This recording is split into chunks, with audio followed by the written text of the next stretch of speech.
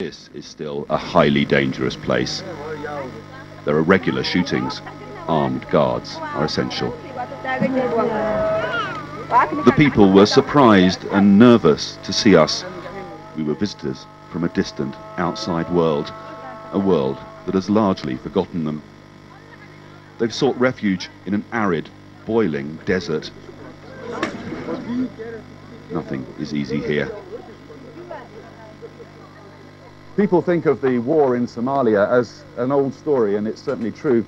There's been fighting for some 17 years, more or less non-stop. But for these people here, it's a new story.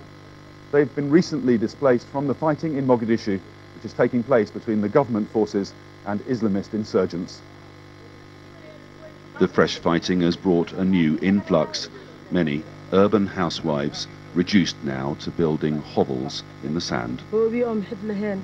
Binta Mahmoud says there was indiscriminate shooting around her house. She was terrified for her children. She had to get out. The road to Mogadishu is the road to power. But because of the fighting there, the government sometimes pulls back to the heavily defended town of Baidoa. The government figures meeting here face an array of armed opponents, including radical Islamists who are angry at America's support for the regime. A United Nations diplomat, Amadou Ould Abdallah, came to talk peace, and he got a polite reception. But the president takes a tough line. There are terrorist elements belonging to Al-Qaeda, of course. Al-Qaeda? Of course. Their lists are everywhere.